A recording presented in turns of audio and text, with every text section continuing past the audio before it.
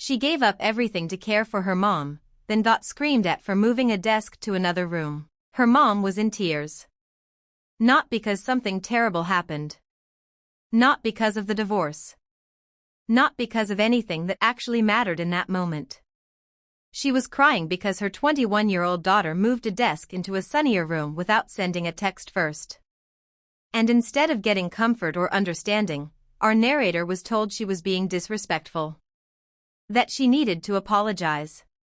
That she had done something wrong. Let that sit for just a second, because I need you to understand the full weight of what we are talking about here before we get into it. I need you to sit with the absurdity of that sentence. A grown woman, a mother, in tears. Not over something painful or threatening or genuinely surprising. Over a desk. A piece of furniture that was moved down a hallway by her own daughter, in her own home, on an ordinary afternoon. And somehow, that was the thing that broke the surface.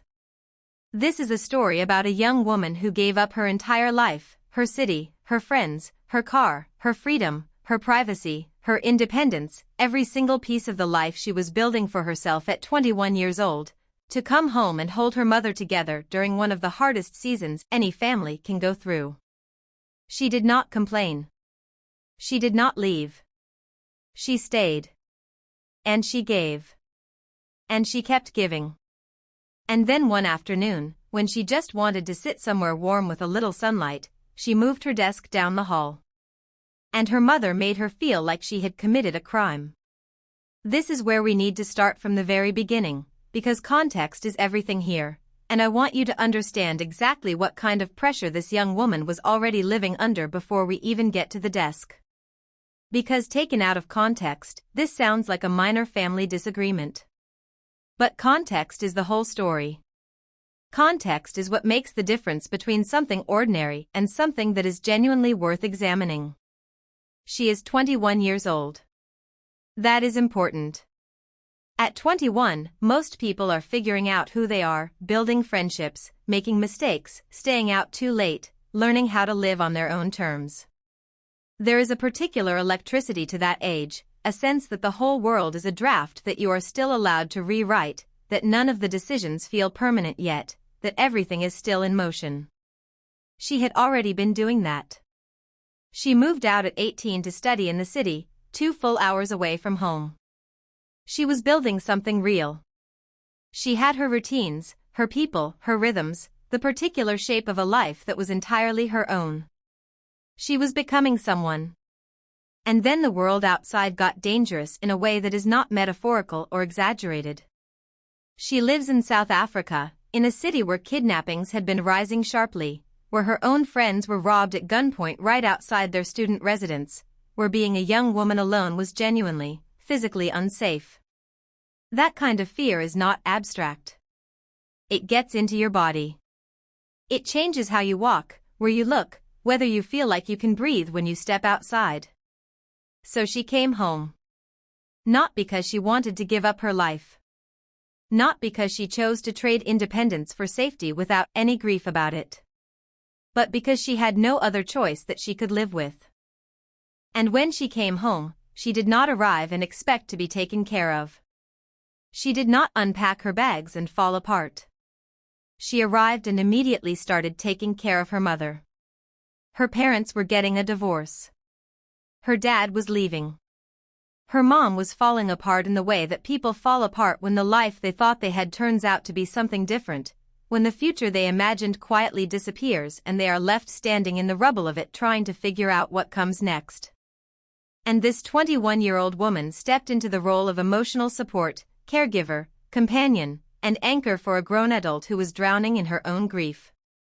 She handed over her car so her mom could get around. She held her mom while she cried, sometimes for long stretches, the kind of crying that does not really have a clean end point. She listened for hours to everything her mom was angry about, everything she was grieving, every fear she had about the future and every wound she was carrying from the past. She showed up completely, again and again, even while her own world was unraveling around her in ways she was not given much space to process. I just want to pause and say that out loud because I think it deserves to be said plainly. She gave her car to her mother. She was 21 years old with no transportation in a town where it is not even safe to walk around the block alone at night, and she gave her mother the one thing that would have allowed her even a fraction of freedom and movement. Think about what a car means at 21. It means spontaneity. It means being able to leave when you need to. It means choosing. It means that when everything feels like too much, you can get in, drive somewhere, turn the music up, and remind yourself that you are a person who exists in the world and not just inside one house and one set of walls. She gave all of that away without being asked twice, and she did it because she loved her mother and because she wanted her to be okay. That is not a small thing. That is an enormous, costly act of love, and it came with a price that nobody around her seemed to be calculating or acknowledging except her. The quiet sacrifices are always the ones that cost the most, because nobody sees them being made. Because the cost was enormous and it was cumulative and it was largely invisible to everyone except her. Without the car, she could not go anywhere. She could not visit her friends, who were still back in the city she had left behind, living the version of 21 that she was supposed to be living alongside them, sending her messages about nights out and plans she could not join and moments she was missing. She could not choose her own meals or her own schedule or which evenings she spent at home versus out in the world. She could not go for a late-night drive to clear her head when things got heavy. She could not decide for herself whether she felt like going to church on a Sunday or whether she just needed to stay home and breathe. Every small act of independence that most adults take completely for granted had been quietly stripped away from her, one by one, like layers being peeled back until there was very little left that was entirely hers. And she was absorbing all of it without much acknowledgement from the people around her, carrying it quietly, because that is what you do when you love someone and they are struggling. And her body was keeping score in ways that were becoming impossible to ignore. Her doctor told her that her cortisol levels were dangerously high, the kind of high that means your system has been running on stress for so long it no longer remembers what calm feels like. That is not a metaphor. That is a clinical finding. That is a doctor sitting across from a 21-year-old and telling her that the life she is currently living is doing measurable damage to her. She was experiencing significant hair loss, which anyone who has dealt with it knows is one of those symptoms that is both physically real and quietly devastating. A visible sign of invisible strain that you notice every morning and every shower and every time you catch yourself in a mirror. Her doctor specifically told her she needed sunlight, movement, and fresh air, the kinds of basic human things that her current situation was making almost impossible to access in any meaningful way. She was exercising in the yard because that was the only outdoor space available to her that felt safe. She was doing her best with what she had, trying to take care of a body that was quietly signaling that something had to change. And what she had to work with was very little. So on this particular day, she noticed something simple and she acted on it. The spare bedroom got sunlight during the hours she needed to work. Her own room was cold and dim, the kind of dim that settles into your mood whether you want it to or not, the kind that makes everything feel a little heavier and a little further away. Her dad came over for lunch, and he helped her carry her desk and her monitor down the hall to the brighter room. It probably took 20 minutes. Maybe less. There was no drama in it, no announcement, no grand gesture. It was just a practical decision made by a practical person trying to get a little more light into a day that had not had enough of it for a long time. She set up her things, sat down in the warmth of the afternoon light coming through the window, and got on with her day. That is the entire action at the center of this story. She moved a desk. Inside a house. To a different room that was also inside the same house. She did not ask permission because it genuinely did not occur to her that she needed to, because she is a 21-year-old adult human being and she had simply moved a piece of furniture a few meters down a hallway. Her mother came home and the tears started almost immediately. She said she did not like that this happened without her knowledge. That she should have been sent a text. That she could have helped move things herself if she had only been told first. And on the surface, if you squint at it from a very specific angle and try very hard to be generous, you might think that sounds like a reasonable thing to feel. A preference for communication. A wish to be included. But it is not reasonable in context. It is not proportionate. Because this was not about the desk. It was never about the desk. The desk was just the moment where something that had been quietly building inside her mother for months finally had a place to land, a small and innocent thing that became a container for a much larger pain. Our narrator tried to respond honestly and with compassion, which is itself worth noting because a lot of people in her position would have just shut down or walked away. She said it was concerning that something this small had caused this kind of reaction.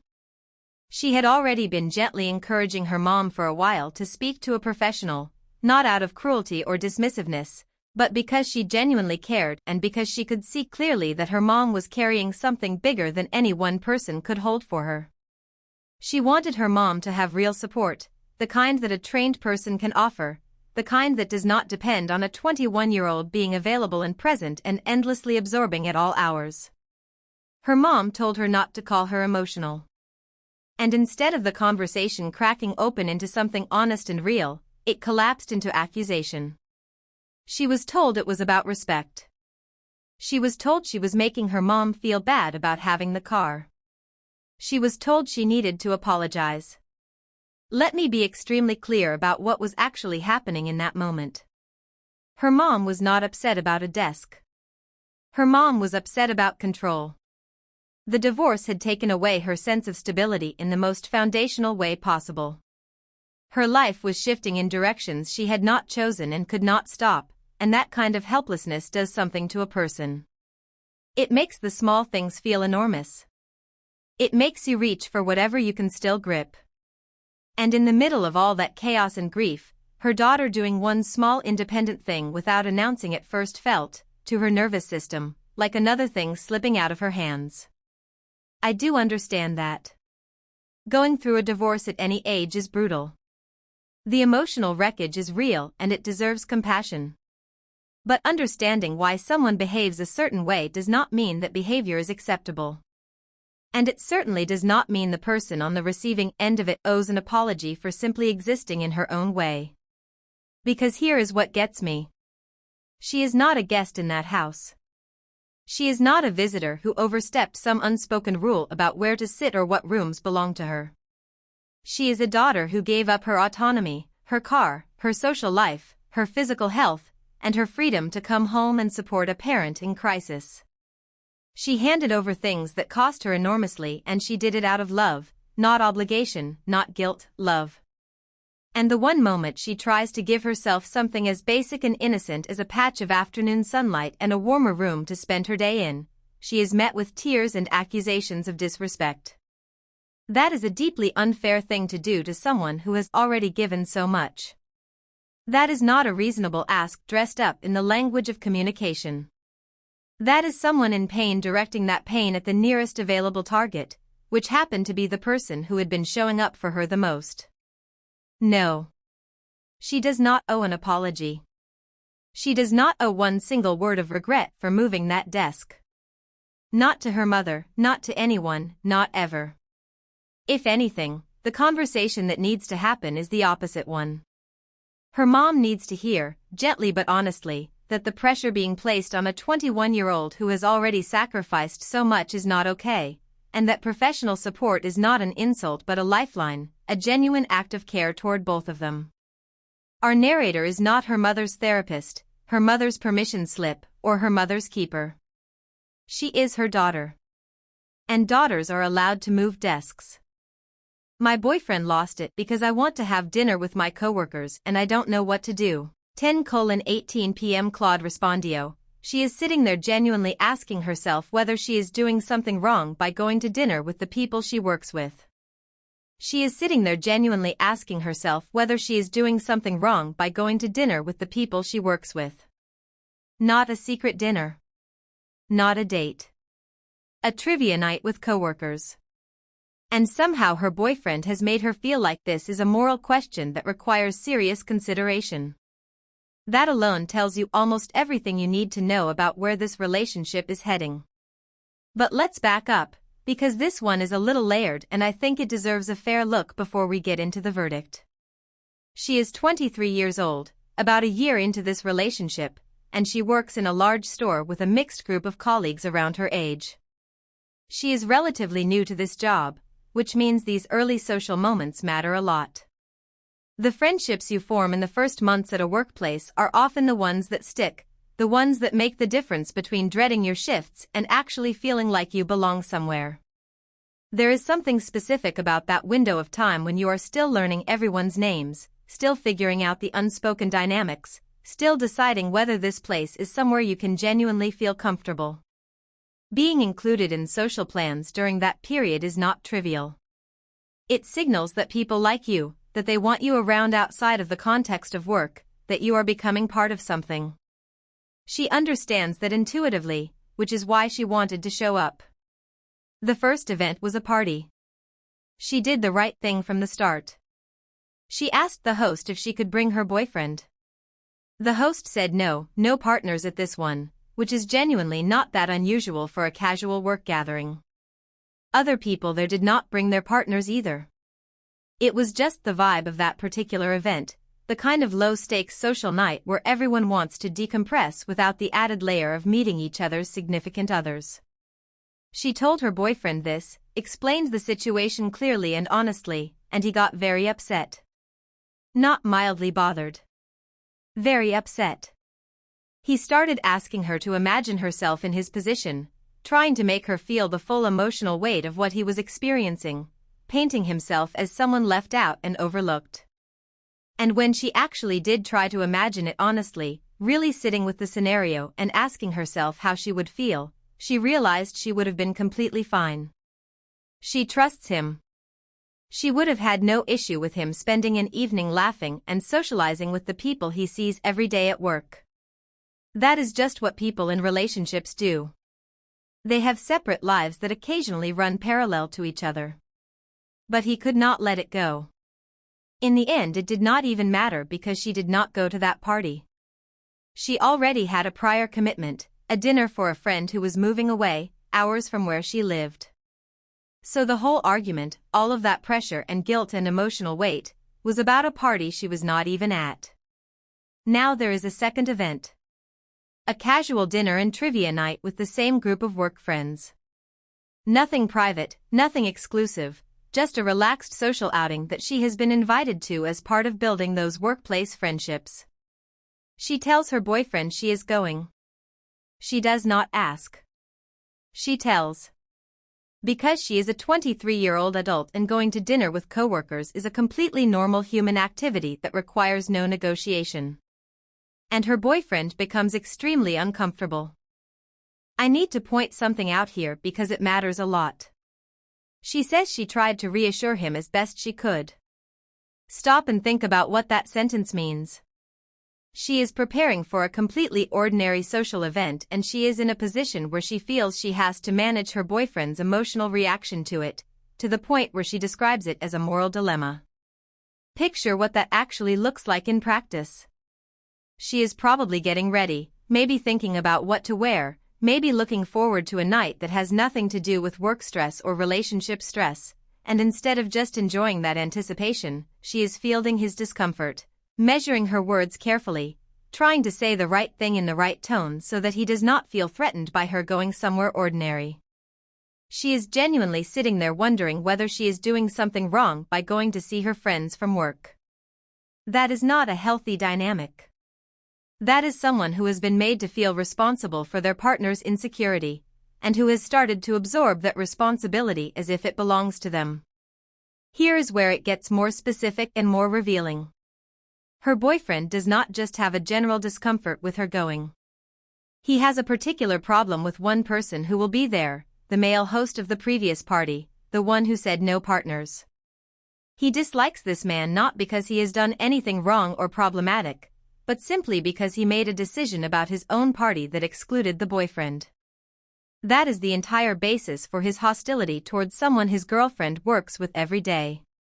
The host, through a casual gathering, set a reasonable boundary about keeping it to coworkers only, and that was enough to earn real and lasting resentment from a man he has probably never spoken to. The boyfriend has constructed this person into a threat using nothing but his own imagination and insecurity. That is a red flag, and I am not going to soften it. Because what this tells us is that the boyfriend's issue is not really about trust or safety or anything concrete. It is about access and control. He wants to be present in every space she enters. And when he cannot be, he does not handle it with grace or confidence. He handles it with pressure, guilt, and making her feel like she is doing something wrong just by showing up to her own life. She said it herself, and I think this is the most honest and important line in her entire post. She said she would not have cared too much if he went to a social event without her, because she trusts him and she understands that socializing with coworkers is important. That is what a secure and healthy relationship looks like. Both people move through the world with some level of independence, attend their own events, maintain their own friendships, and trust each other enough to not need a chaperone at every social gathering. She has that capacity. He does not. And instead of working on that in himself, sitting with his discomfort and asking where it actually comes from, he is making it her problem to manage. The friends from work are not the threat here. The trivia night is not the threat. The male host of the party is not the threat. The threat to this relationship is the fact that one person in it has decided that their discomfort with their partner having an independent social life is a valid reason to make that partner question whether she is allowed to have one. She is not doing anything wrong. She is doing everything right. She asked if she could bring him to the first event. She was transparent about being invited to the second. She tried to reassure him. She is being thoughtful and communicative at every single step. And none of it is enough because the problem was never about her behavior. It was always about his need for control. She should go to that dinner. She should go, she should have fun, she should build those friendships that matter to her, and she should have a serious conversation with her boyfriend when she gets home. Not about the dinner. About the pattern. Because one uncomfortable conversation about a party is forgivable. Making someone feel like going to trivia with coworkers is a moral failing is something else entirely. If this continues, if he keeps making her feel guilty for simply existing in spaces he cannot monitor, she is going to lose friends, lose opportunities, and lose pieces of herself one cancelled plan at a time. And that is a cost she should not be willing to pay. Drop a comment below and tell me which story hit harder for you. I genuinely want to know. And if you made it this far, a like and subscribe would mean the world.